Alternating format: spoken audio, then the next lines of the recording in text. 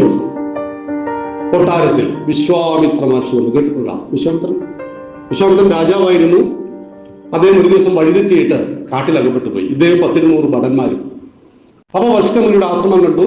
അപ്പൊ പറഞ്ഞു, വല്ലാതെ വിശക്കുന്നു, ഫുഡ് വല്ലതും ഉണ്ടോ? അപ്പൊ നിങ്ങൾ കുളിച്ചു വന്നോളൂ, ഇപ്പൊ തന്നെ ഫുഡ് തരാം. ഇവര് 10-15 മിനിറ്റോട് കുളിച്ച് വന്നു നോക്കുമ്പോൾ വിഭവ സമൃദ്ധമായ സദ്യ ഇങ്ങനെ വിളമ്പി വെച്ചിരിക്കുക. ലോകത്തിൽ ഇന്ന് വരെ അത്ര ടേസ്റ്റുള്ള ഫുഡ് ഈ വിശ്വാമിത്ര രാജാവ് കഴിച്ചിട്ടില്ല. അങ്ങനെ അദ്ദേഹം കിടന്നുറങ്ങി. 10-100 പേരിങ്ങനെ കിടന്നുറങ്ങി. രാത്രി 11 മണിയായി. ഇദ്ദേഹത്തിന് സംശയം, ഈ 15 മിനിറ്റോട് ഇത്ര മഹത്തായ ഒരു സദ്യ ഒരുക്കണമെങ്കിൽ ഇവിടെ എത്ര പരിചാരകന്മാരുണ്ടാവും? അങ്ങനെ ആശ്രമത്തിന്റെ പിറകെ ചെന്നതും ആരെയും കാണുന്നില്ല. അപ്പൊ വശിഷ്ഠമുനി ചോദിച്ചു, എന്താ രാജാവ് ഉറക്കു വരുന്നില്ലേ? അപ്പൊ ചോദിച്ചു, ഇത്രയേറെ ആൾക്ക് ഇത്ര മിനിറ്റ് കൊണ്ട് ഈ സദ്യ ഒരുക്കുവാൻ എന്താ കാരണം? അപ്പോഴാണ് അവിടെ സുന്ദരിയായ ഒരു വെള്ളപ്പശുവിനെ കാണുന്നത്, കാമധേനു. ഇത് ഇന്ദ്രൻ എനിക്ക് സമ്മാനമായി നൽകിയതാണ്. ഇതിനോട് എന്തു ചോദിച്ചാലും ഇത്. പക്ഷെ ഞാൻ എനിക്ക് വേണ്ടി ഒന്നും ചോദിക്കില്ല. ഒരു സന്യാസി തപസ് ചെയ്യുന്നു. ആ സന്യാസി തപസ് ചെയ്യുന്ന മരത്തിന്റെ ചുവട്ടിൽ ആ മരത്തിനോട് എന്ത് ചോദിച്ചാലും അത് തരും. അപ്പൊ രാജാവ് ഒരു ദിവസം, മറ്റൊരു കഥയാണ് ഇത്, രാജാവ് ആ സന്യാസിയോട് ചോദിച്ചു, നിങ്ങൾ എല്ലും തോലുമായിട്ടുണ്ടല്ലോ, നിങ്ങൾക്ക് കുറച്ച് ചപ്പാത്തിയും റൊട്ടിയൊക്കെ ചോദിക്കരുതോ? അതിനോട് മരത്തിനോട് തരില്ലേ? ആ പറഞ്ഞു, ഞാൻ കഴിഞ്ഞ 50 വർഷമായിട്ട് ഈ മരത്തിന്റെ ചുവട്ടിൽ തപസ് ചെയ്യാം. എന്റെ തപസ്സിന്റെ ശക്തി കൊണ്ടാണ് മരത്തിന് ഈ കഴിവുണ്ടായത്. അതായത് മരം സാധാരണ മരമാണ്. ഞാൻ എപ്പോഴാണോ എന്റെ വ്യക്തിപരമായ ആവശ്യത്തിന് വേണ്ടിയിട്ട് ഈ മരത്തെ ഉപയോഗിക്കുന്നത്, ഈ മരത്തിന്റെ ശക്തി ഇല്ലാതാവും. ലോകഹിതാർത്ഥമാണ്, സമസ്ത ലോകഹിതാർത്ഥമാണ് ഈ മരത്തിന് എന്റെ തപസ്സിന്റെ ശക്തി ഞാൻ നൽകിയിരിക്കുന്നത് എന്ന് പറഞ്ഞു. അതുപോലെ ഈ പശുവിനോട് എന്ത് ചോദിച്ചാൽ, പക്ഷെ ഞാൻ എനിക്ക് വേണ്ടി ചോദിക്കില്ല. ഞാനിപ്പോഴും കാട്ടിലെ കായ്കനികൾ തന്നെയാണ് ഭക്ഷിക്കുന്നത്. അപ്പൊ രാജാവ് പറയാണ്, വിശ്വാമിത്രൻ, നിങ്ങൾക്ക് ഇതിനെ കൊണ്ട് എന്താ പ്രയോജനം? ഞാൻ നാട്ടിലേക്ക് കൊണ്ടുപോയിക്കോട്ടെ. എന്നിട്ട് അവിടെ ചോദിച്ചിട്ട് ഇങ്ങനെ ഫുഡൊക്കെ ഉണ്ടാക്കാനുള്ള ഏർപ്പാടൊക്കെ പശു ചെയ്യുമല്ലോ. അപ്പൊ പറഞ്ഞു, അത് പറ്റില്ല, സമ്മാനം കൊടുത്ത് മറ്റൊരാൾക്ക് കൊടുക്കരുത്. പറ്റുമോ? സമ്മാനം നമുക്ക് കിട്ടിയ സമ്മാനം മറ്റൊരാൾക്ക് കൊടുക്കുമോ? നമ്മുടെ സമ്മാനം ഇട്ട് കൊടുക്കുമോ? പാടില്ല, ഒരിക്കലും പാടില്ല. അത് പാപാണ്. നമുക്ക് കിട്ടിയ സമ്മാനം നമ്മുടെ മൂല്യത്തിന് കിട്ടുന്നതാണ്, അല്ലെങ്കിൽ നമ്മുടെ സ്നേഹത്തിന് കിട്ടുന്നതാണ്. അത് മറ്റൊരാൾക്ക് കൊടുക്കുമ്പോൾ നിങ്ങൾ അയാളെ അവഹേളിക്കുകയാണ് ചെയ്യുന്നത്. അങ്ങനെ വിശ്വാമിത്രന്റെ വിധം മാറി. സൈനികരെ വിളിച്ചു കൊടുത്തിട്ട് പറഞ്ഞു, ഈ കളവനെ പിടിച്ചു കെട്ടിയിട്ട് ഈ പശുവിനെ കൊണ്ട് എവിടെ പോകണം? കൊട്ടാരത്തിലേക്ക് പോകണം. അപ്പോൾ വസിഷ്ഠമുനി കാമധേനു എന്ന് വിളിച്ചതും കാമധേനുവിന്റെ രോമകൂപങ്ങളിൽ നിന്ന് ആയിരക്കണക്കിന് ഭടന്മാർ പുറത്തേക്ക് ചാടി വന്നു. യുദ്ധത്തിൽ അനായാസൻ എല്ലാവരെയും പരാജയപ്പെടുത്തി. അപ്പോഴാണ് വിശ്വാമിത്രൻ മനസ്സിലായത് രാജശക്തിയേക്കാൾ പവറ്, ക്ഷാത്രവീര്യത്തെക്കാൾ ബ്രഹ്മശക്തിക്കുണ്ട്. അങ്ങനെയാണ് അദ്ദേഹം തപസ് ചെയ്തിട്ട് ആരായി മാറിയത്? വിശ്വാമിത്ര മഹർഷി വലിയ പവർഫുൾ ആണ്. ത്രിശങ്കുവിന് വേണ്ടി സ്വർഗം ഉണ്ടായി കൊടുത്താണ്. ത്രിശങ്കു സ്വർഗം എന്ന് കേട്ടിട്ടില്ലേ? സത്യവ്രതൻ എന്ന് പറയുന്ന ആള് രാജകുമാരനായിരുന്നു. അദ്ദേഹം ചെറുപ്പത്തിൽ നായാട്ടിന് പോയ സമയത്ത് അദ്ദേഹം ഈ നായാടികൾക്കൊപ്പം പെട്ടുപോയി. അങ്ങനെ പെട്ടുപോയ അവൻ നായാടിയായിട്ട് വളർന്നു. വർഷങ്ങളേറെ കഴിഞ്ഞപ്പോൾ ആജാനുബാഹുവായ വലിയൊരു സൈസ് മനുഷ്യനായിട്ട് മാറി. ഒരു ദയയും കാരുണ്യം ഇല്ലാത്തൊരു മനുഷ്യൻ, മൃഗങ്ങളെ വേട്ടയാടി പിടിച്ച് കൊന്നുന്ന മനുഷ്യൻ. ആ കാലത്ത് ആ നാട്ടിൽ വരൾച്ച വന്നു. എല്ലാ ജീവജാലങ്ങളും ചത്തൊടുങ്ങുന്നു, മരങ്ങളെല്ലാം കൊഴിഞ്ഞുപോയി. ഈ സമയത്ത് വിശ്വാമിത്ര മഹർഷി തപസ്സിന് പോയിരിക്കുകയാണ്. ഇദ്ദേഹത്തിന്റെ ഭാര്യയും 5 മക്കളും പട്ടിണി കിടന്ന് ചാകാരൊരുങ്ങുന്നു. അങ്ങനെ മൂത്തപുത്രനെ വിൽക്കാൻ തീരുമാനിച്ചു വിശ്വാമിത്രന്റെ ഭാര്യ. ഈ അമ്മ ഈ മൂത്തപുത്രനെയും കൊണ്ട് ഒരു ചെറിയ നഗരത്തിൽ ചെന്നുകൊണ്ട് ലേലം വിളിക്കാൻ തുടങ്ങി. ഒരു 100 രൂപയ്ക്ക് മറ്റോ ലേലം വിളിച്ചു. ആരും മേടിച്ചില്ല. എല്ലും തോലുമായി കുഞ്ഞിന് ആരും മേടിച്ചില്ല. സായം സന്ധ്യ ആയപ്പോൾ ഈ സത്യവ്രതൻ എന്ന് പറയുന്ന നമ്മുടെ ത്രിശങ്കു ഒരു വലിയ കാട്ടുപന്നിയെ കൊന്നിട്ട് അത് തോളിൽ വെച്ചുകൊണ്ട് വലിയൊരു മനുഷ്യൻ വെറുത്തു. നടന്നു പോകുന്ന കണ്ടപ്പോ ഒന്ന് വിളിച്ചു, ഒന്ന് നിൽക്കണേ എന്ന് പറഞ്ഞു. അയാളൊന്ന് തിരിഞ്ഞു നോക്കി. ഒട്ടും കാരുണ്യ ആർദ്രതയില്ലാത്ത മനുഷ്യനാണ്. എന്നിട്ട് അയാളോട് പറഞ്ഞു, ഇതാ എന്റെ കുഞ്ഞിനെ നിങ്ങൾ കൊണ്ടുപോയിക്കോളൂ, എനിക്കൊരു 50 രൂപ നൽകിയാൽ മതി, കാരണം പട്ടിണിയാണ്. എന്റെ 4 മക്കൾ മരിക്കാതിരിക്കുവാൻ ഈ കുഞ്ഞിനെ നിങ്ങളൊന്ന് വാങ്ങുമെന്ന് ചോദിച്ചപ്പോൾ അയാൾ പൂർണ്ണമായിട്ട് തിരിഞ്ഞു നിന്നു. അറിയാതെ അയാളുടെ ഉള്ളിൽ നിന്ന് കരുണയുടെ ആർദ്രതയുടെ ഒരു ഉറവ പൊട്ടി. അമന്ത്രഭക്ഷരം നാസ്തി നാസ്തി മൂലമൻ ഔഷധം അയോഗ്യ പുരുഷോ നാസ്തി യോജകസ്തത്ര ദുർലഭ എന്ന ഒരു സുഭാഷിതമുണ്ട്. മന്ത്രശക്തിയില്ലാത്ത അക്ഷരങ്ങളില്ല, ഔഷധ ഗുണമില്ലാത്ത സസ്യങ്ങളില്ല, യോഗ്യതയില്ലാത്ത മനുഷ്യരില്ല. എല്ലാവർക്കും എന്തെങ്കിലും യോഗ്യതയുണ്ട്. അതുകൊണ്ട് ആരെയും അണ്ടർ എസ്റ്റിമേറ്റ് ചെയ്യരുത്. ഇയാൾ നിസ്സാരനാണെന്ന് പറയരുത്, ഇയാളെ കൊണ്ട് ഉപകാരമില്ല എന്ന് പറയരുത്. കാരണം എല്ലാവർക്കും അവരുടേതായ കഴിവുകളുണ്ട്. ആ കഴിവുകളെ സംയോജിപ്പിക്കുന്ന യോജകസ്തത്ര ദുർലഭ, സംയോജകന്മാരാണ് കുറവായിട്ടുള്ളത്. സത്യവ്രതൻ പറഞ്ഞു, അമ്മ പോയിക്കോളൂ, ഞാൻ ഭക്ഷണവുമായിട്ട് അങ്ങോട്ട് വരാം. എവിടെയാണ് താമസിക്കുന്നത്? അത് അങ്ങ് കാണുന്ന ക്ഷേത്രത്തിന്റെ മുറ്റത്തിൽ ആ അൽമരം കാണുന്നില്ലേ, അവിടെയാണ് താമസിക്കുന്നത്. ഈ പന്നിയെ കൊണ്ടുപോയിട്ട് ഒരു നഗരത്തിൽ വിറ്റു. അയാൾ ഇഷ്ടംപോലെ ഭക്ഷണം വാങ്ങി ഓടി വന്ന് ഈ അമ്മയ്ക്കും മക്കൾക്കും കൊടുത്തു. അമ്മയും മക്കളും സന്തോഷത്തോടു കൂടി എന്ത് ചെയ്തു? ഭക്ഷണം കഴിച്ചുകൊണ്ടിരിക്കുമ്പോ കിളികളും പറവകളും അത് എല്ലാവർക്കും കൊടുത്തു. അന്ന് സത്യവ്രതന് മനസ്സിലായി, നരസേവ നാരായണ സേവ, മാനവ സേവ മാധവ സേവ, മനുഷ്യനെ സേവിക്കുന്നത് ഈശ്വരനെ സേവിക്കുന്നത് തുല്യമാണെന്ന് മനസ്സിലാക്കിയ സത്യവ്രതൻ അന്ന് മുതൽ അറിയപ്പെടുന്ന സേവകനായി തീർന്നു. രാജാവ് തിരിച്ചറിഞ്ഞു, എന്റെ മകനാണിത്. അങ്ങനെ കൊണ്ടുപോയി രാജാവാക്കി. കാലങ്ങളേറെ കഴിഞ്ഞു. വിശ്വാമിത്ര മഹർഷി തപസ് കഴിഞ്ഞ് വന്ന സമയത്ത് ഭാര്യ കാര്യങ്ങളൊക്കെ പറഞ്ഞു. അപ്പോൾ എന്റെ മകനെയും എന്റെ മക്കളെയും ഭാര്യയെയും രക്ഷിച്ച് അയാളെ കാണാൻ വേണ്ടിയിട്ട് കൊട്ടാരത്തിലേക്ക് ആര് വന്നു? വിശ്വാമിത്രൻ പറഞ്ഞു വന്നു. അപ്പൊ വിശ്വാമിത്രൻ ഇങ്ങനെ നിർബന്ധിച്ചു, വരം വല്ലത് വേണോ ചോദിച്ചോളൂ പറഞ്ഞു. അയാൾ വേണ്ടെന്നൊക്കെ പറഞ്ഞാണ്, പക്ഷെ വീണ്ടും വീണ്ടും നിർവഹിച്ചു. അപ്പൊ ഇയാൾ പറഞ്ഞു, എനിക്ക് ജീവനോടുകൂടി സ്വർഗത്തിൽ പോകണം. ഇയാൾ ജീവനോടുകൂടി സ്വർഗത്തിലേക്ക് ഇയാൾ ഉയർത്തി. ആരെ? വിശ്വാമിത്രൻ. ദേവത ഒരു ചവിട്ട് വെച്ചു കൊടുത്തു, പോയി ചത്തുവാടാ, ഇവിടെ ആരെയും ജീവനോടുകൂടി കേട്ടില്ല എന്ന് പറഞ്ഞു. വീണ്ടും ഉയർത്തി, വീണ്ടും ചവിട്ടി താഴെ ഇട്ടു. അപ്പോഴാണ് സ്വർഗത്തിലും ഭൂമിക്കുടയിൽ തന്റെ തപസ്സിന്റെ ശക്തി കൊണ്ട് ഒരു സ്വർഗം പണിതുവാര് വിശ്വാമിത്ര. അതാണ് ത്രിശങ്കു സ്വർഗം. കേട്ടിട്ടില്ല? ത്രിശങ്കുവിനോട് പണി കൊടുത്ത സ്വർഗത്തിന്റെ സൗന്ദര്യം കണ്ടിട്ട് ദേവന്മാരുടെ ഗ്രൂപ്പ് ഉണ്ടായി. കുറെ പേര് നമുക്ക് അങ്ങോട്ട് പോവാം, നമുക്ക് എന്ത് ചെയ്യാം അങ്ങോട്ട്. ഇതിനേക്കാൾ ഇത് 5 സ്റ്റാർ ആണ്, ഇത് 7 സ്റ്റാർ സൗകര്യങ്ങൾ എന്തൊക്കെയുള്ള രംഭയൊന്നും ഇല്ല കേട്ടോ. മേനക തിലോത്തമയേക്കാൾ ഗംഭീര അപ്സര സ്ത്രീകളൊക്കെ അവിടെ ഉണ്ട്, അപ്പൊ അങ്ങോട്ട് പോവാം. അപ്പൊ ദേവേന്ദ്രൻ മനസ്സിലായി ഇത് ഗ്രൂപ്പ് ആയി പ്രശ്നമാവും. അങ്ങനെ ദേവേന്ദ്രൻ പറഞ്ഞു, ത്രിശങ്കുവിനെ ഉടലോടുകൂടി സ്വർഗത്തിലെടുക്കാം, പക്ഷെ നിങ്ങൾ ഈ സ്വർഗം പിൻവലിക്കണം. അത്ര കപ്പാസിറ്റിയുള്ള ആളാണ് ആര് തേടി വന്നത്? രാമനെ തേടി വന്നത്. രാമന്റെ അച്ഛനായ ദശരഥനോട് പറഞ്ഞു, ഞങ്ങൾ യജ്ഞം നടന്ന സമയത്ത് ഈ താടക, സുബാഹു, മാരീചൻ എന്ന് പറഞ്ഞ രാക്ഷസന്മാരൊക്കെ വന്നിട്ട് ഇത് മുടക്കിക്കളെ. യജ്ഞം എന്ന വാക്കിന്റെ അർത്ഥമാണ് ഇതം ന മമ, ഇതെന്റേതല്ല. സമസ്ത ലോകഹിതാർത്ഥം ഈശ്വരാർപ്പണം ചെയ്യുന്ന കർമാനുഷ്ഠാനത്തിന്റെ പേരാണ് യാഗം, യജ്ഞം. പ്രകൃതിക്ക് എന്തെടുക്കാം എന്നാണ് എല്ലാവരും ചിന്തിക്കുന്നത്. പക്ഷെ ഭാരതത്തിൽ എന്താ? പ്രകൃതിക്ക് എന്ത് കൊടുക്കാം. അതുകൊണ്ടാണ് സംരക്ഷിക്കപ്പെടേണ്ട സകലരെയും ഹിന്ദുക്കളായി നമ്മൾ അമ്മയായി കണ്ടു. വെള്ളം കിട്ടാത്ത ലോകത്തെ കുറിച്ച് ചിന്തിക്കുവാൻ സാധ്യമല്ലാത്തതുകൊണ്ട് വെള്ളം കിട്ടുന്ന സകല സ്രോതസ്സുകളെയും ഹിന്ദുക്കൾ അമ്മയായി വിളിച്ചു. കടലിനെ കടലമ്മ, ഗംഗയെ ഗംഗാമാതാവ്. നാം ജനിച്ചതും ജീവിക്കുന്നതും മരിച്ചാൽ ചേരുന്നതും ഈ മണ്ണിലായതുകൊണ്ട് ഈ മണ്ണിനെ മഞ്ഞും മലയും മരുഭൂമി നിറഞ്ഞ വെറുമൊരു കരയായി ഭാരതം കണ്ടിട്ടില്ല. മാതാഭൂമി പുത്രോഹം പൃഥിവ്യ, ഈ മണ്ണിന്റെ അമ്മയാ, ഞാൻ ഈ മണ്ണിന്റെ മകനാണെന്ന് ഭാരതം പഠിപ്പിച്ചു. അമ്മയുടെ മുലപ്പാലിനൊപ്പം നാം കുടിച്ചു വന്ന പാല് പശുവിൻ്റെതായതുകൊണ്ട് ആ സാധനത്തിൽ നമ്മൾ അമ്മയുടെ സ്ഥാനത്തെ നൽകി. അപ്പോഴാണ് കേരളത്തിൽ പ്രശ്നം.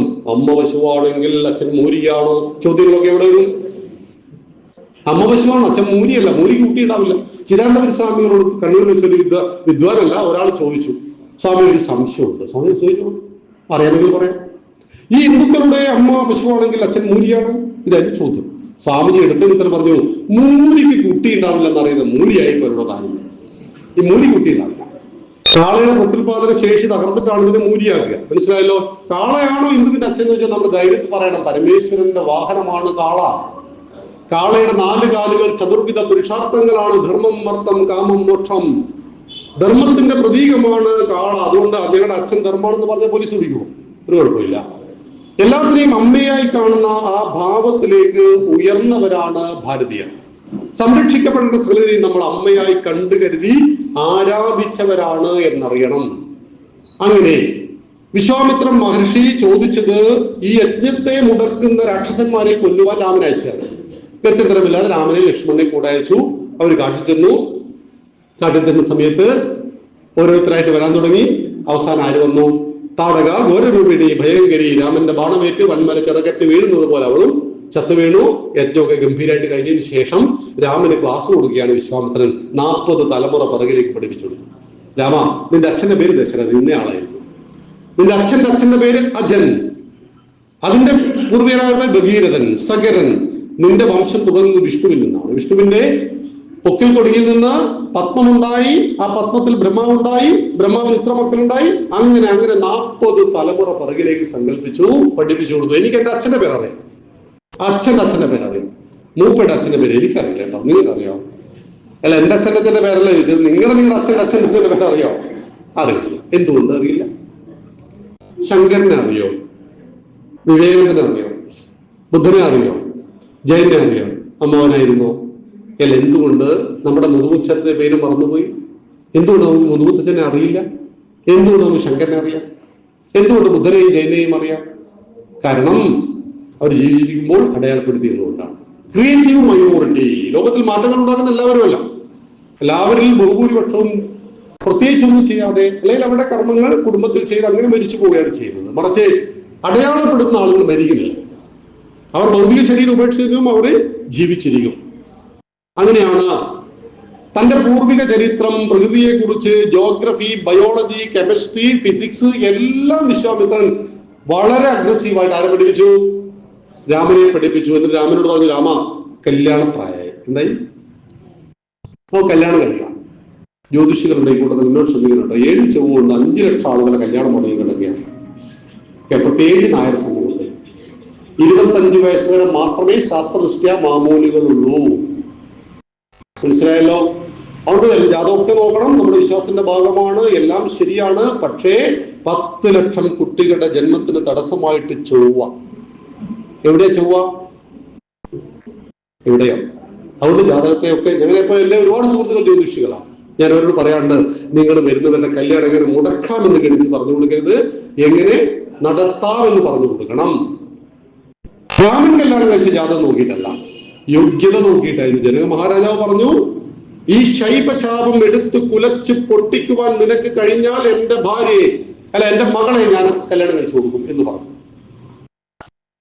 പലരും വന്നു, പരിശ്രമിച്ചു, നടന്നില്ല. രാമനും ലക്ഷ്മണനും അവിടെ എത്തി. അനായാസയുടെ ഇടത് കൈകൊണ്ട് രാമൻ ശൈവചാപത്തെ എടുത്തു, വലിച്ച് പൊട്ടിച്ചു കളഞ്ഞു. ശൈവചാപത്തെ സീതാദേവി ആരെ കല്യാണം കഴിച്ചു?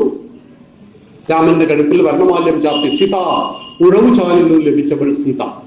ജനക മഹാരാജാവിന്റെ പുത്രി ആയതുകൊണ്ട് ജാനകി, വൈദേഹത്തിലെ രാജകുമാരി ആയതുകൊണ്ട് വൈദേഹി. ശ്രേഷ്ഠയായ സ്ത്രീ ജന്മം. മഹാലക്ഷ്മി സീതയായിട്ട് വന്നെന്നാണ് സങ്കല്പം. രാമൻ വിഷ്ണു രാമനായപ്പോ ലക്ഷ്മി ആരായി? സീതയായി എന്നാണ് നമ്മുടെ സങ്കല്പം. ഈ സമയത്ത് ജനക മഹാരാജാവ് ദശരഥ മഹാരാജാവോട് ചോദിക്കുകയാണ്, അങ്ങയുടെ കൊട്ടാരത്തിൽ ഒരു 3 പെൺകുട്ടികൾ കൂടി ഉണ്ടല്ലോ, അതുകൊണ്ട് എന്റെ കൊട്ടാരത്തിൽ, അതായത് ദശരഥ മഹാരാജ കൊട്ടാരത്തിൽ 3 ആൺകുട്ടികളുണ്ട്, ഇവിടെയാണെങ്കിൽ 3 പെൺകുട്ടികളുണ്ട്, ഊർമിളയും ശ്രുതകീർത്തിയും മാണ്ഡവിയും ഒക്കെ ഉണ്ട്, നമുക്ക് കല്യാണം മൊത്തം അങ്ങോട്ട് ചെലവൊക്കെ ഒന്ന് കുറച്ചുകൂടെ എന്ന് ചോദിച്ചിട്ട് കല്യാണം കഴിച്ചു. കോസല സാമ്രാജ്യത്തിലെ 4 രാജകുമാരന്മാർ വൈദേഹത്തിലെ 4 രാജകുമാരിമാരെ കല്യാണം കഴിച്ചു. ഒരു 1.5 കല്യാണമായിരുന്നു, ഗംഭീര കല്യാണം. കല്യാണമൊക്കെ കഴിഞ്ഞ് അവർ തിരിച്ചു പോകുമ്പോ ഇവരുടെ വഴിയിൽ ഒരു ബ്ലോക്ക് ഉണ്ടാക്കിയ ഒരാൾ, അതാരാ? പരശു രാമൻ. മഴുവിന് ആയുധം, പരശു മഴു, മഴുവിനെ ആയുധമായി ധരിച്ച വിഷ്ണുവിന്റെ 6ാമത്തെ അവതാരം ബ്ലോക്ക് ചെയ്തു. ഇത് നമ്മൾ കൃത്യമായിട്ട് പഠിക്കണം. ബാലകാണ്ഡത്തിൽ പരശുരാമനും ശ്രീരാമനും തമ്മിലുള്ള സംവാദം, സൂപ്പർ സംവാദം. പരശുരാമൻ ചൂടായിട്ട് സംസാരിക്കുകയാണ്, രാമനോ ശാന്തമായിട്ട്. ഒരാൾ നന്നായിട്ട് പിടി ചൂടാകുന്നു, അപ്പൊ നമ്മൾ എന്ത് ചെയ്യണം? ശാന്തമായിട്ട്. ഈ തീയൊക്കെ എടുത്തുവാൻ എന്നുള്ള ഉപകരണത്തിന്റെ പേരെന്താ? വെള്ളം. തീ കൊണ്ട് എടുത്താൻ പറ്റുമോ? ഇല്ല. ഇപ്പൊ തീ ഗോളമായി മാറുകയാണ് ചെയ്യുന്നത് പല വീട്ടിലും. മനസ്സിലായല്ലോ? അപ്പോ രാമൻ വെള്ളമായി മാറിയപ്പോൾ പരശുരാമന്റെ ക്രോധമാകുന്ന അഗ്നി കെട്ടുപോയി. സൂക്ഷിച്ചു നോക്കിയ പരശുരാമൻ തന്നെ രാമനിൽ കണ്ടു. തന്റെ കയ്യിലുണ്ടായിരുന്ന വൈഷ്ണവ ചാപത്തെ രാമന്റെ കയ്യിൽ ഏൽപ്പിച്ചു. ദീർഘതപസ്യനായി കാട്ടിലേക്ക് പോകുന്നതോടുകൂടി അയോധ്യാകാന്ഡം, ബാലകാന്ഡം സമാപ്തം. നമുക്ക് അടുത്ത കണ്ടതാ. ഒരു ദിവസം ദശരഥ മഹാരാജാവ് കണ്ണാടിയിൽ നോക്കുമ്പോൾ അദ്ദേഹത്തിന് തോന്നി, എനിക്ക് പ്രായമായി പോയോ എന്ന്. Age is just number. പ്രായം എന്ന് പറയുന്ന ഒരു നമ്പർ മാത്രമാണ്. പ്രായം ഒരാളെയും തളർത്തേണ്ട ആവശ്യമില്ല. പക്ഷെ അദ്ദേഹത്തെ പെട്ടെന്ന് തളർത്തി കളഞ്ഞു. അദ്ദേഹം തീരുമാനിച്ചു രാമനെ രാജാവാക്കണം, യുവരാജാവാക്കണം. അപ്പൊ തന്നെ അവിടുത്തെ ഈ സമയം നോക്കുന്ന ആളോട് ചോദിച്ചപ്പോൾ ആളോട് കുറച്ച് ശുഭമുഹൂർത്തം മറ്റന്നാളുണ്ട്, റീസെന്റ് ആയിട്ടുണ്ട്. അദ്ദേഹം വസിഷ്ഠനോട് ചോദിച്ചു, ഗുരുനാഥനോട് ചോദിച്ചു, രാമനെ യുവരാജായിട്ട് പ്രഖ്യാപിക്കാമല്ലോ, കുഴപ്പങ്ങളൊന്നും ഉണ്ടായി? എന്ത് കുഴപ്പം? പ്രജകൾക്കെല്ലാം വളരെ ഇഷ്ടമാണ്.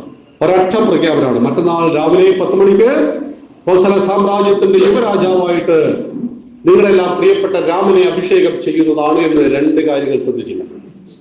ജീവിതത്തിൽ ചെറിയ അശ്രദ്ധ വലിയ പാഠം നമ്മളെ പഠിപ്പിക്കും. ഒന്ന്, 2 മക്കൾ കൊട്ടാരത്തിൽ ഇല്ലായിരുന്നു.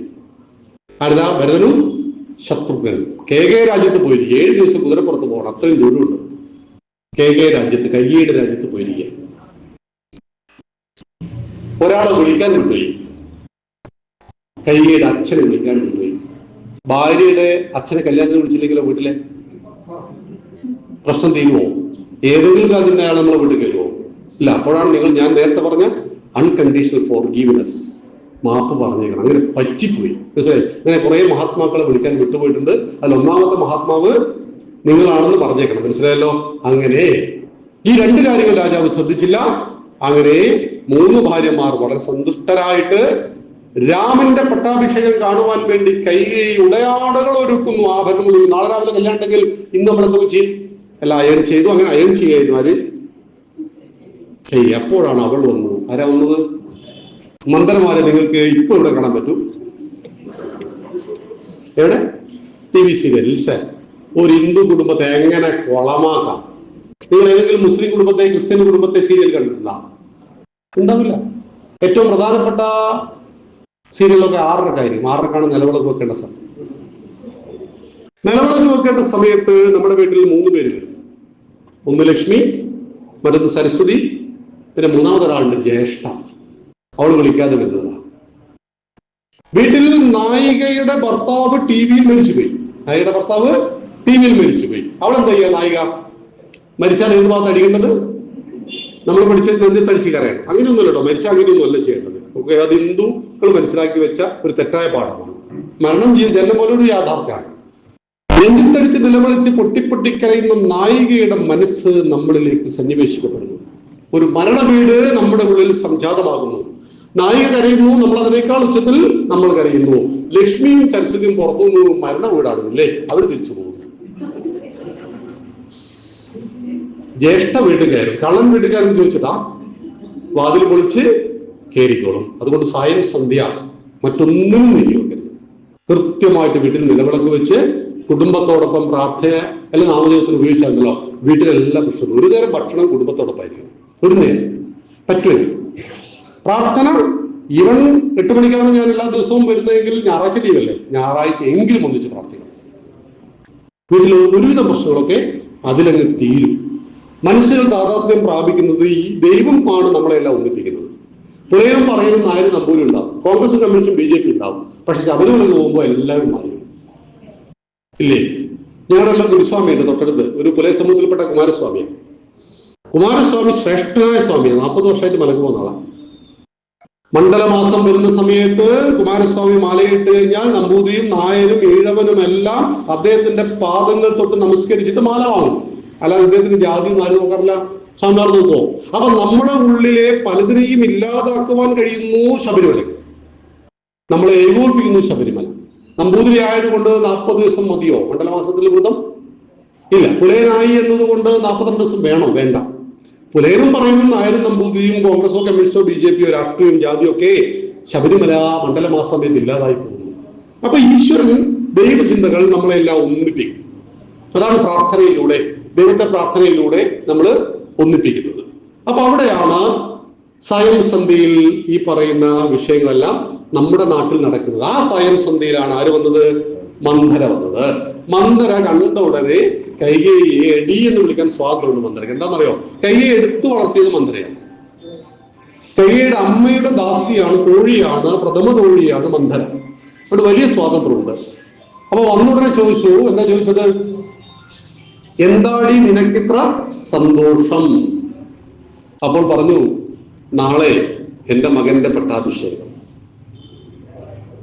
ഈ മന്ത്രമാരുടെ ചോദ്യം ശ്രദ്ധിക്കണമെങ്കിൽ എങ്ങനെയാണ് നമ്മുടെ ഉള്ളിനെ കലുഷിതമാക്കുന്നത്? നല്ല ചോദ്യങ്ങളാ ചോദിക്കുക. രണ്ടാമത്തെ ചോദ്യം, ഭരതനാണോ രാജാവാകുന്നത്? പെണ്ണുങ്ങൾക്ക് അറിയാഞ്ഞിട്ടാണോ? രാമനാണ് രാജാവാകുന്നത് LKG കുട്ടികൾക്ക് പോലും അറിയാം. പക്ഷെ ബോധപൂർവ്വം ചോദിച്ചാ അല്ല, രാമനാണ് രാജാവാകുന്നത്. കയ്യെ വിട്ടുകൊടുക്കില്ല. രാമൻ നിന്റെ മകനാണോ? അപ്പോൾ കയ്യെ രാമൻ എന്റെ മകനാണ്. അപ്പോൾ മന്ദര, നീയാണോ രാമനെ പ്രസവിച്ചത്? അപ്പോൾ കൈകേയി, ഞാനല്ല പ്രസവിച്ചത്, കൗസല്യ. ഞാൻ പ്രസവിച്ച ഭരതനേക്കാൾ എനിക്ക് പ്രിയം എന്റെ രാമനെയാണ്. ചോദ്യങ്ങൾ 5-10 ചോദ്യശരങ്ങൾ ചെയ്തു, ഒന്നും കാര്യം വീണില്ല. കൈകേയി. പക്ഷെ 11ാമത്തെ ചോദ്യത്തിൽ നമ്മൾ ലഡു പൊട്ടി എന്നൊക്കെ പറയൂലേ, ലഡു പൊട്ടി. ചോദ്യം ഇതായിരുന്നു, രാമൻ രാജാവായാൽ രാജമാതാവാരായിരിക്കും?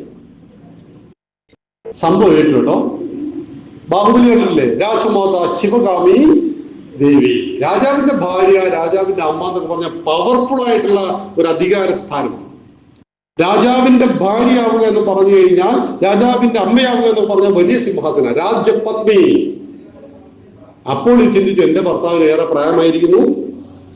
ഈ മന്ത്രം പറഞ്ഞു കൊടുക്കുക, നിന്റെ ഭർത്താവ് നീ തമ്മിൽ 30 വയസ്സിന്റെ വ്യത്യാസമുണ്ട്. കൂട്ടത്തിൽ നീ യുവതിയാണ്, സുന്ദരിയാണ്.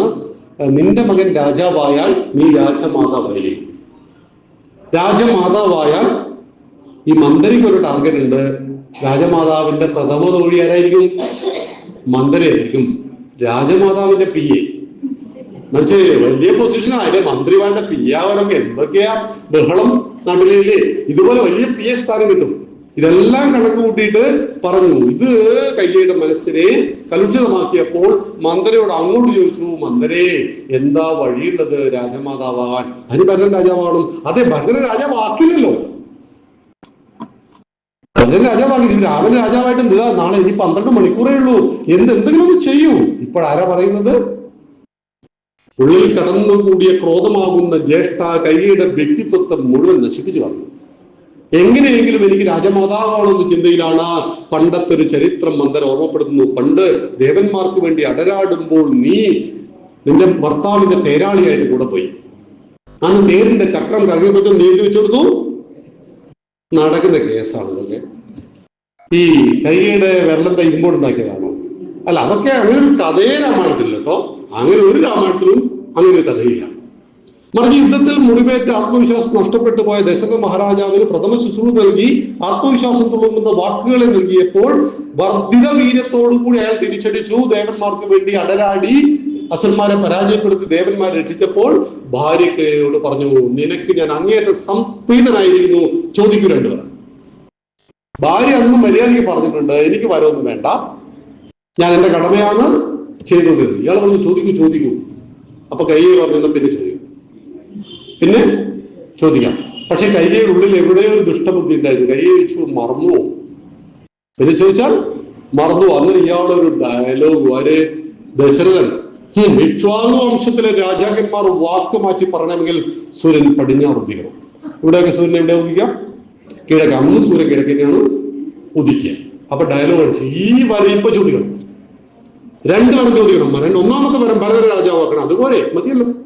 ഓരടി രാമനെ കാട്ടിലയക്കണം. അപ്പോൾ കൈ ആകെ വിഷമിച്ചു. ഇതിന് രാമനെ കാട്ടിലയക്കുന്നത് ഭരതൻ രാജാവാക്കിയാ പോരെ? എന്റെ മണ്ടി, നിന്റെ ഈ രാമൻ നാട്ടിലുണ്ടെങ്കിൽ ഭരതനെ ആരെങ്കിലും ബഹുമാനിക്കുവോ?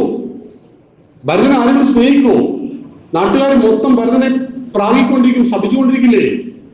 ഒരാളെ കാണാതായി കഴിഞ്ഞാൽ പിന്നീട് ചിന്തിക്കില്ല.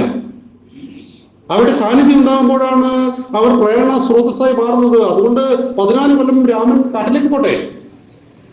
അങ്ങനെ സായം സന്ധ്യ കുളിക്കാതെ ജപം നടത്താതെ കമന്നു കിടന്ന് കരയുന്ന കൈകയെ കാണുവാൻ തോഴി പറഞ്ഞതനുസരിച്ച് ദശരഥ മഹാരാജാവ് വന്നു. മുടിയിൽ തടവി കൊടുത്തു. പിന്നെ സ്ഥിരം നമ്പറുണ്ടല്ലോ, മുടി കൈയൊക്കെ തട്ടി മാറ്റി. എന്നിട്ട് പറഞ്ഞു, അല്ല മനുഷ്യ, നിങ്ങൾക്ക് എന്നെ കുറിച്ച് വല്ല വിചാരമുണ്ടോ? അപ്പൊ ദശരഥൻ, നിന്നെ കുറിച്ച് വിചാരില്ലാതെ ഞാൻ എപ്പോഴും നിന്നെ കുറിച്ച് വിചാരിക്കാറുണ്ട്. അപ്പൊ പറഞ്ഞു, എന്നെ കുറിച്ച് നിങ്ങൾ വിചാരിക്കാറുണ്ടെങ്കിൽ എന്നോട് പറഞ്ഞ വാക്ക് ഓർമ്മയുണ്ടാവില്ലേ? ഓർമ്മയുണ്ട്. അപ്പൊ ഞാൻ അന്ന് 2 വരം നിങ്ങളോട് പറഞ്ഞില്ലേ, അതിപ്പോ ചോദിച്ചാൽ തരുമോ? പിന്നെ ചോദിച്ചോളൂ. ദശരഥ മഹാരാജ് പ്രതീക്ഷിക്കുന്ന ഒരു 100 പട്ടുസാരിയും 200 പവനുമാണ്. മനസ്സിലായില്ലേ? പൊതുവെ ചോദിക്കുന്ന ചോദ്യങ്ങളായിരിക്കാം അതൊക്കെ.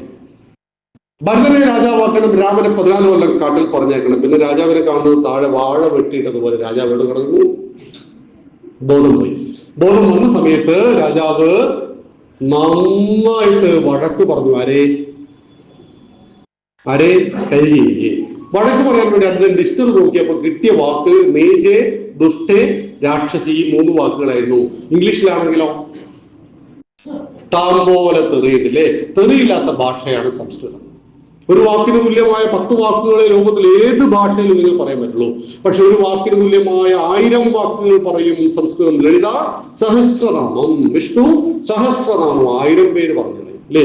ശ്രീമാത, ശ്രീ മഹാരാജ്ഞി, ശ്രീമത് സിംഹാസനേശ്വരി, 3 വാക്ക് അപ്പൊ തന്നെ വന്നല്ലോ. 1000 വാക്കുകളെ പറയുവാൻ ശേഷിയുള്ള ഭാഷയാണത്. അതുകൊണ്ട് ദുഷ്ടേ, നീചേ, രാക്ഷസി എന്നൊക്കെ പറഞ്ഞു. ഒരു മാറ്റവും ഇല്ല. ആർക്ക്? കൈകേയി. അങ്ങനെ പറവൽ ഉറച്ചിരിക്കുക. No compromise. രാമനെ കാട്ടിലയക്കണം, ഭരതനെ രാജാവാക്കണം.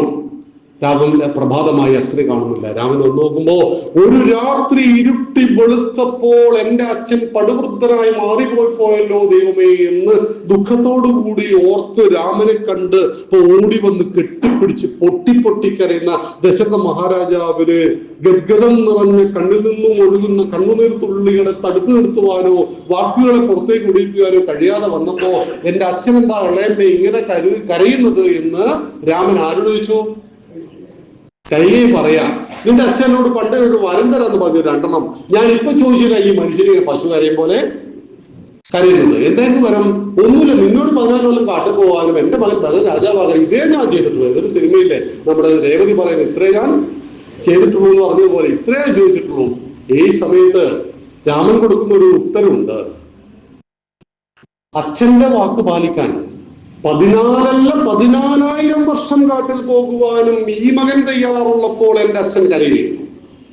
അതാണ് മക്കളെ പുത്രർ പുത്രി എന്ന് വിളിക്കുന്നത് ഭാരതം. 1 നരകത്തിൽ നിന്ന് പിതാവിനെ ത്രാണനം ചെയ്യിക്കുന്നവൻ ആരോ അവൻ പുത്രിയോർ പുത്രൻ. നരകത്തിൽ പതിക്കാതെ മാതാപിതാക്കളെ നോക്കുന്ന മക്കളുടെ പേരാണ് പുത്രനോർ പുത്രി. അല്ലാത്ത കുട്ടികളെ സണ്ണ് ഡോക്ടർ എന്നൊക്കെ വിളിച്ചാൽ മതി കേട്ടോ. പുത്രനോർ പുത്രി, ഞാൻ പോകാൻ തയ്യാറാണ്. അങ്ങനെ പിറ്റേ ദിവസം പട്ടാഭിഷേകത്തിന്റെ അന്ന് രാമൻ എവിടെ പോകുന്നു? കാട്ടിൽ പോകുന്നു. രാമൻ കാട്ടിൽ പോകുവാൻ തയ്യാറായി വരുമ്പോൾ രാമന്റെ കൂടെ സീത പോകുന്നു. വൈദേഹത്തിലെ രാജകുമാരി വൈദേഹി, ജനകന്റെ പുത്രി ജാനകി, കാട്ടാറിലെ വെള്ളം കുടിച്ചും കൈകരികൾ ഭക്ഷിച്ചും 14 കൊല്ലക്കാലം കാട്ടിൽ ജീവിക്കുവാൻ എന്നോട് പോകാൻ പറഞ്ഞപ്പോ നീ എന്തിനു വരുന്നു? ഗുഹയ്ക്കുള്ളിലാണ് താമസം, പട്ടുമെത്ത് അവിടെയില്ല. ഈ സമയത്ത് സീത കൊടുക്കുന്ന ഒരു മറുപടി ഉണ്ട്. എവിടെയാണോ എന്റെ രാമൻ, അതാണ് എനിക്ക് എന്റെ അയോധ്യ. സുഖദുഃഖ സമയകൃത്വാലാഭാലാഭോ ജയാജയോ തദോ യുദ്ധായുജ്ജസ്വ നൈവം പാപമോപ്സസി എന്ന് ഗീതയിൽ ഭഗവാൻ പറയുന്നുണ്ട്. സുഖദുഃഖ ലാഭനഷ്ട ജയപരാജയ സമ്മിശ്രമായ ജീവിതത്തിൽ എന്നും കൂടെ നിൽക്കുന്നവളാണ് സഹധർമ്മിണി ഭാര്യ. അതുകൊണ്ട് ഞാനും കൂടെ ഉണ്ടെന്ന് പറഞ്ഞു. അപ്പോഴാണ് ലക്ഷ്മണൻ കൂടെ നിന്നു. നീ ഇങ്ങോട്ട് പോന്നു, നിന്റെ ഭാര്യ ഊർമിള എവിടെയാണുള്ളത്? നിന്റെ യുവത്വല്ലേ, നീ എന്റെ കൂടെ വരണ്ട, നിന്നോട് കാട്ടിൽ പോകാൻ കഴിയുകയും പറഞ്ഞില്ലല്ലോ. അപ്പൊ കൊടുക്കുന്ന ഒരു മറുപടി ഉണ്ട് ലക്ഷ്മണൻ. വന്യമൃഗങ്ങളും ഘോരമൃഗങ്ങളും വിരാജിക്കുന്ന കാട്ടിൽ എന്റെ ജ്യേഷ്ഠനും ജ്യേഷ്ഠത്തി അമ്മയ്ക്കും കാവൽ കിടക്കുവാൻ മറ്റാരുണ്ട്? സഹോദരങ്ങൾ. രമ്മയുടെ വയറ്റിലല്ല രണ്ടുപേരും ജനിച്ചത്, പക്ഷെ അവരുള്ള ഗാഠബന്ധം അത് വളരെ വലുതാണ്. 3 പേരും കാട്ടിലേക്ക് പോകുന്നു. രാമാ രാമാ വിളിച്ചുകൊണ്ട് രാജാവ് മരിച്ചു പോകുന്നു. താപസന്റെ ശാപം ഫലിച്ചിരിക്കുന്നു. എത്ര വർഷം കഴിഞ്ഞാലും ഒരു നാൾ അർഹമായ ആളുകളുടെ ശാപം നമ്മളെ തേടി വന്നിരിക്കും, ഉറപ്പായിട്ട് വന്നിരിക്കും. അതുകൊണ്ട് ദുർബലന്മാരോട്, നിസ്സഹായന്മാരോട്, നമ്മളോട് കളിക്കുവാൻ ശേഷിയില്ലാത്തവരോട് നമ്മൾ അവരെ പറ്റിക്കരുത്, നമ്മൾ അവർക്ക് വേദന നൽകരുത്. അവർ ശപിച്ചാൽ തീർച്ചയായിട്ടും അത് ഫലിച്ചിരിക്കും. കേകയ രാജ്യത്തേക്ക് ആളയച്ചു. ഭരതനെയും ശത്രുവിനെയും വിളിച്ചുകൂട്ടാൻ വേണ്ടി. 2 പേരും വന്നു നോക്കുമ്പോൾ ശ്മശാന മൂകത. കാര്യങ്ങൾ അറിഞ്ഞപ്പോ ശത്രുഘ്നെ ഓടിച്ചെന്ന് മന്ത്രിയുടെ മുടിക്ക് കുത്തിപ്പിടിച്ച് കഴുത്തിന് വെട്ടാൻ ഒരുങ്ങുമ്പോൾ ഭരതൻ പറയുകയാണ്, അരുത് ശത്രുഘ്ന, രാമൻ ഇത് ഇഷ്ടപ്പെടില്ല, ജ്യേഷ്ഠൻ ഇത് ഇഷ്ടപ്പെടില്ല.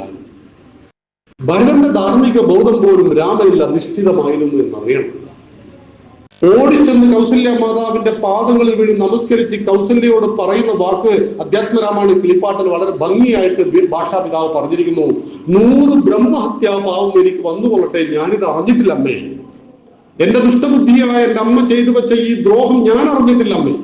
സ്വപ്നത്തിലെങ്കിലും ഈ അയോധ്യയിലെ രാജാവാകണമെന്ന് ഞാൻ ആഗ്രഹിച്ചിട്ടില്ല. അതുകൊണ്ട് നമ്മളെല്ലാവരും കാട്ടിൽ പോയിട്ട് ജ്യേഷ്ഠനെ തിരിച്ചു കൊണ്ടുവരാൻ പോവുകയാണ്. പരിവാരങ്ങൾക്കൊപ്പം കാട്ടിൽ പോകുന്നു. അച്ഛൻ മരിച്ച വിവരം അറിഞ്ഞപ്പോ എല്ലാവരും 4 സഹോദരങ്ങളും പൊട്ടിക്കരയുന്നു. ഈ സമയത്ത് ഭരതൻ പറയുന്നു, കൂടെ വരൂ ജ്യേഷ്ഠ, പറ്റില്ല, കർമ്മങ്ങളേറെ ചെയ്യുവാനുള്ളത് വസിഷ്ഠമുനി ഓർമ്മപ്പെടുത്തിയപ്പോ രാമന്റെ പാദുകങ്ങളെ തലയിൽ ചുമന്ന് തിരിഞ്ഞു നടക്കുന്ന ഭരതൻ തിരിഞ്ഞു നോക്കി രാമനോട് പറയുന്ന ഒരു വാക്കുണ്ട്, ജ്യേഷ്ഠ, എന്നാണോ 14 വർഷം പൂർത്തിയാകുന്ന അന്ന് പ്രഭാതത്തിൽ അയോധ്യയിൽ രാമനില്ല എങ്കിൽ പിന്നീട് ഒരു നിമിഷം ഈ ഭരതൻ ജീവിച്ചിരിക്കില്ല, അഗ്നിപ്രവേശം ചെയ്ത് കളയും ഈ ഭരതൻ. 14 കൊല്ലം രാമന്റെ പാദങ്ങളെ സിംഹാസനത്തിൽ വെച്ച് രാജ്യം ഭരിച്ചു. ഒരു വാർഡ് മെമ്പറായില്ലെങ്കിൽ തലകറങ്ങി വീഴുന്ന ആളുകളുള്ള നാട്ടിൽ ഒരു മഹാസാമ്രാജ്യം കൈവെള്ളയിൽ വന്നിട്ട് ഒരു നിമിഷം ആ സിംഹാസനത്തിൽ ഇരുന്നിട്ടില്ല. കാരണം ഇത് എനിക്കുള്ളതല്ലെന്ന് തിരിച്ചറിവ്. അർഹമല്ലാത്തത് വരുന്ന സമയത്ത് അതുണ്ടാക്കുന്ന ടെൻഷൻ വളരെ വലുതല്ലേ. അർഹമല്ലാത്തൊരു വസ്തു നമ്മുടെ കയ്യിലേക്ക് വന്നു ചേർന്നാൽ അത് നമ്മുടെ ജീവിതത്തെ എങ്ങനെ കുളമാക്കുന്നുവോ, ഇത് എനിക്ക് അർഹതപ്പെട്ടതല്ല, എന്റെ അമ്മയുടെ കുശാഗ്ര ബുദ്ധി കൊണ്ട് എനിക്ക് ലഭിച്ച താൽക്കാലികമായ ഒന്നാണിത്, ഇതെന്റെ ജ്യേഷ്ഠൻ ഇരിക്കേണ്ട സിംഹാസനമാണെന്ന് പറഞ്ഞുകൊണ്ട് നൈഷ്ഠിക ബ്രഹ്മചാരിയായി മാറിയ ഭരതനെ പരിചരിക്കുവാൻ വേണ്ടി ശത്രുഘ്നൻ ബ്രഹ്മചാരിയായി മാറി നന്ദിഗ്രാമിലെ പുൽപ്പായിൽ കിടന്നുകൊണ്ട് 14 കൊല്ലം നാട് ഭരിച്ച ഭരതൻ അനുഭവിച്ച ത്യാഗം വളരെ വലുതാണ്. രാമന്റെ ത്യാഗം മാത്രമല്ല ത്യാഗം, രാമൻ ത്യാഗം സഹിച്ചിട്ടുണ്ട് സീതയും. ലക്ഷ്മണൻ പോയപ്പോ ഊർമിള ഇവിടെയായിരുന്നു. ഭരതന്റെ ത്യാഗം മഹാത്യാഗമാണ്. പ്രിയമുള്ളവർ, ഇതിന്റെ പേരാണ് സഹോദരങ്ങൾ. ഒരു അമ്മയുടെ വയറ്റിൽ ജനിച്ച മക്കൾ, ഒരച്ഛനും 3 അമ്മയിൽ ജനിച്ചിട്ടും ഇവര് കാണിക്കുന്ന ആ ഗാഠബന്ധം രാമായണം വീട്ടിൽ പഠിപ്പിച്ചാൽ ഒന്നിന്റെ പേരിൽ നമ്മുടെ മക്കൾ കലഹിക്കില്ല. 1000 കോടി രൂപയുടെ സ്വത്തുണ്ടായിക്കൊള്ളട്ടെ, അനിൽ അംബാനിയും മുകേഷ് അംബാനിയും കണ്ടാമിണ്ടാറില്ല. എന്താ പൈസയില കിട്ടാ? സത്യമായിട്ടും മിണ്ടാറില്ല. അനിൽ അംബാനി തകർന്നടിഞ്ഞു പോയിരിക്കുന്നു, അംബാനി മുകേഷ് അംബാനി കുതിച്ചു വരുന്നു. എവിടെയാണ് അവരുടെ ചെറുപ്പത്തിൽ? എനിക്കൊന്നും രാമായണം പഠിച്ചില്ല തോന്നുന്നു. ഒന്നിന്റെ പേരിലും സഹോദരങ്ങൾ തമ്മിൽ തല്ലില്ല. രാമായണം പഠിക്കുന്നുണ്ട്. അങ്ങനെ തിരിച്ച് രാമൻ കാട്ടിലേക്ക് വന്നപ്പോ ഗാഠമായ വനത്തിലേക്ക് സീതയും ലക്ഷ്മണനും രാമനും പോകുന്നതോടുകൂടി അയോധ്യാകാന്ഡം അവസാനിച്ചു. 3ാമത്തെ കാണ്ഡമായ ആരണ്യകാണ്ഡം വേഗം പറഞ്ഞു പോവാം. ഘോരവനത്തിലേക്ക് എത്തിയപ്പോ അതുമായിട്ട് പൊരുത്തപ്പെടുകയാണ് രാമൻ സീത. ജീവിത സാഹചര്യങ്ങൾ എപ്പോഴും മാറും. ഞാൻ കുറെ വർഷം മുമ്പ് പത്തനംതിട്ട ജില്ലയിൽ ഒരു വീട്ടിൽ താമസിക്കാൻ പോയി. ഒരു പ്രോഗ്രാം ഒരു വക്കീലിന്റെ വീട്ടിൽ താമസിച്ചു. അപ്പൊ അദ്ദേഹം പറയാണ്, 2018 നമ്മളെ മണിയാശാൻ ഉണ്ടാക്കിയ ഒരു വെള്ളപ്പൊക്കം ഉണ്ടായിരുന്നു നാട്ടിൽ.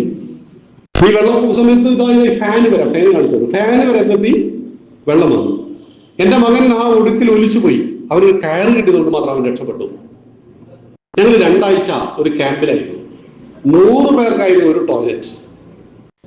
പൊരുത്തപ്പെടുവാൻ നമ്മുടെ മക്കൾക്ക് കഴിയുന്നില്ല. നമ്മുടെ വീട്ടിലെ ശൗചാലയത്തിനൊക്കെ വേണ്ടി എത്ര പൈസ ചെലവഴിക്കുന്നില്ലേ? 100 പേർ ഒരു ക്യാമ്പിൽ ഒരാഴ്ച താമസിക്കേണ്ടി വന്നാലോ? ബസ് സ്റ്റാൻഡിലെ മൂത്രപ്പുരയിൽ മൂത്രം ഒഴിക്കേണ്ടി വന്നാലോ?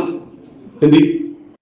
ട്രെയിനിൽ യാത്ര ചെയ്യുമ്പോൾ ഞാൻ ഒരു ഭാരതത്തെ അറിയാൻ വേണ്ടി 70 ദിവസം ഒരു യാത്ര പോയി. അപ്പോൾ നമുക്ക് ഈ ഹൈജീനിക്ക് ചില ടോയ്ലറ്റ് കാണുമ്പോൾ നമുക്ക് പിടിക്കില്ലായിരുന്നു മുമ്പ്. ട്രെയിനിലെ ടോയ്ലറ്റ് ഒന്നും അത്ര ആണെന്നൊന്നുമല്ല, ആണോ? അല്ല.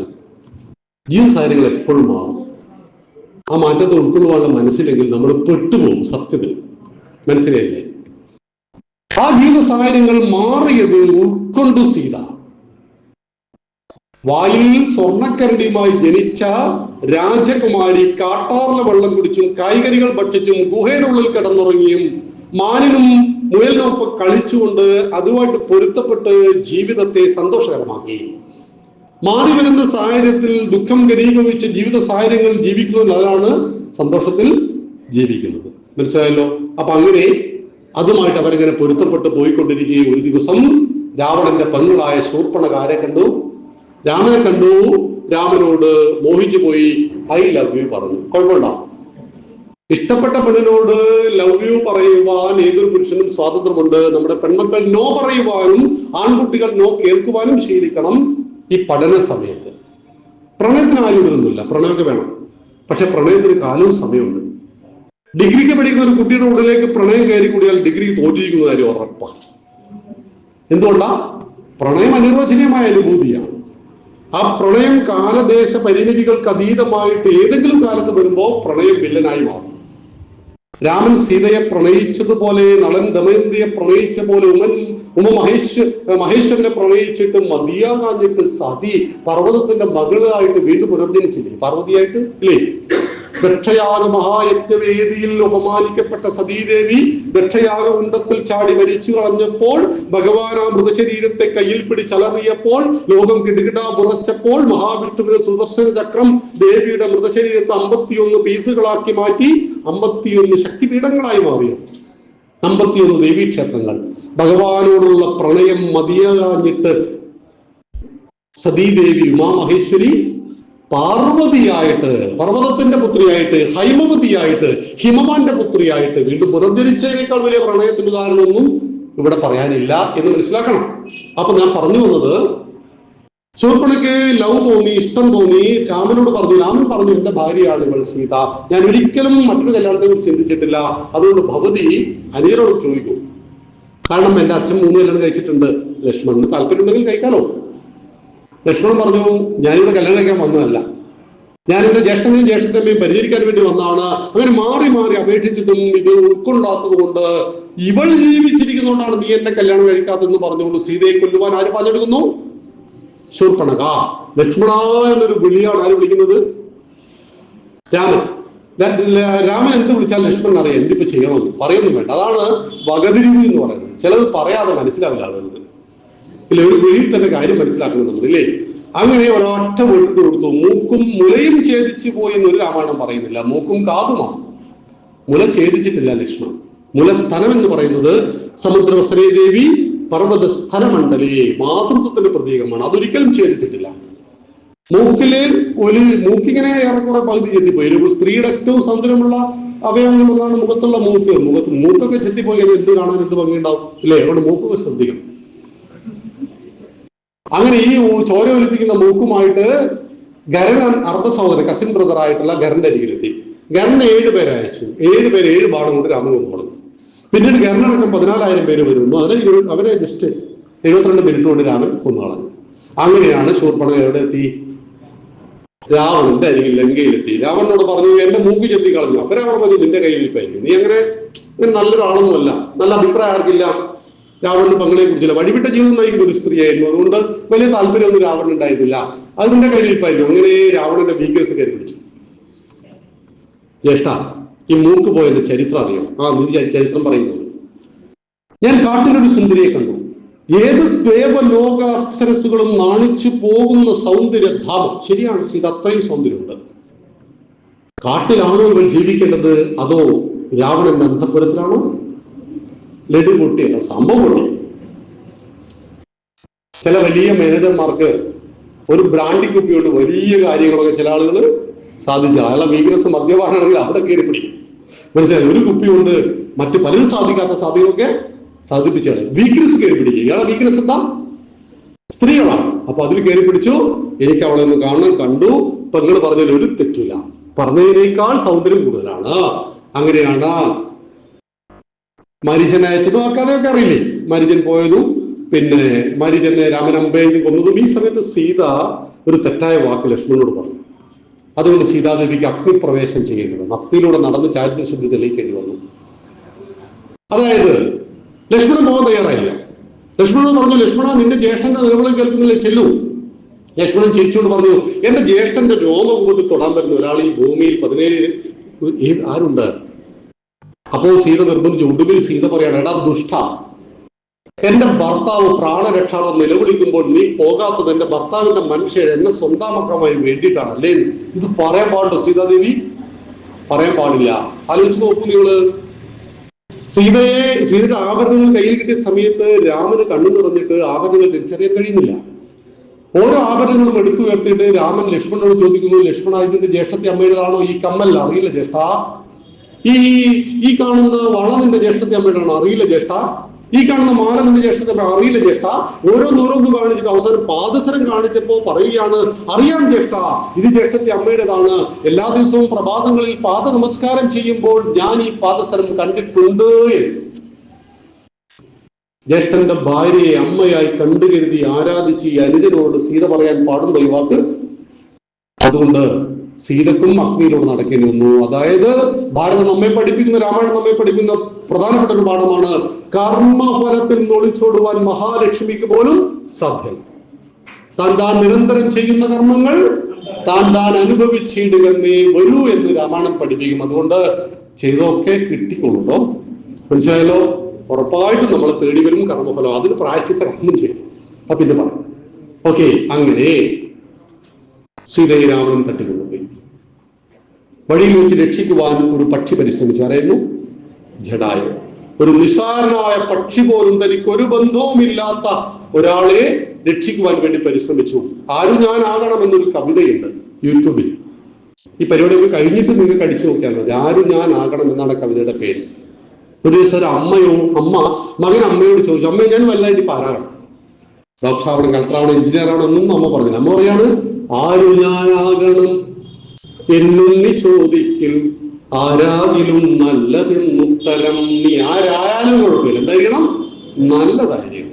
ഉച്ചയ്ക്കു തീവയിൽ കൊള്ളുന്ന പൂവിനെ തൊട്ടു തലോടും തണുപ്പാവുക, ഇറ്റുവെള്ളത്തിനായി കേടുന്ന ജീവന്റെ നാക്കിലേക്കിറ്റുന്ന നീരാവുക, മഴയത്തു പുസ്തകം നനയാതെ കാക്കുവാൻ ഉഴലുന്ന കുഞ്ഞിനു കുടയാവുക, അന്തിക്കു കൂടണഞ്ഞിടുവാൻ മണ്ടുന്ന പെണ്ണിന്റെ കൂടപ്പിറപ്പാവുക. ഇതിട്ടൊരു അമ്മ പറയും, ആപത്തിലൊറ്റയ്ക്കു നിൽക്കുന്നൊരുത്തന്റെ കൂടെ കരുത്തിന്റെ കൂട്ടാവുക. ആപത്തിൽ പെട്ടുപോയ സീതയെ രക്ഷിക്കുവാൻ ആ പക്ഷിശേഷൻ പരിശ്രമിച്ചു. ചന്ദ്രഹാസം കൊണ്ട് ചെറുകളെരിഞ്ഞു. ഒടുവിൽ രാമനോട് കാര്യം പറഞ്ഞ് ജടായു മരിച്ചുപോയി. ജടായുവിനെ വളരെ ശ്രേഷ്ഠമായിട്ടാണ് രാമൻ സംസ്കരിക്കുന്നത്. ഒരു പക്ഷിയാണെന്ന് കരുതി എവിടെയും കുഴിച്ചിട്ടില്ല. യഥാവിധി മനുഷ്യനെ സംസ്കരിക്കുന്ന പോലെ തന്നെ രാമൻ അതിനെല്ലാ ആദരവും കൊടുത്തു. അങ്ങനെ തട്ടിക്കൊണ്ടുപോയ ആളെ കുറിച്ച് ഏകദേശ ധാരണ കിട്ടുന്നതോടുകൂടി ആരണ്യകാന്ഡം അവസാനിച്ചു. 4ാമത്തെ കാണ്ഡമാണ് കിഷ്കിന്ധാകാന്ഡം. എങ്ങനെ മക്കൾ ജനിക്കാൻ പാടില്ലയോ അങ്ങനെ ജനിച്ച 2 മക്കൾ തമ്മിലുണ്ടാക്കിയ അലമ്പ് കേസിന്റെ പേരാണ് കിഷ്കിന്ധാകാന്ഡം എന്ന് പറയുന്നത്. ഒരു ദിവസം ഇന്ദ്രൻ അവിടെ ഒരു സഭ നടത്തി.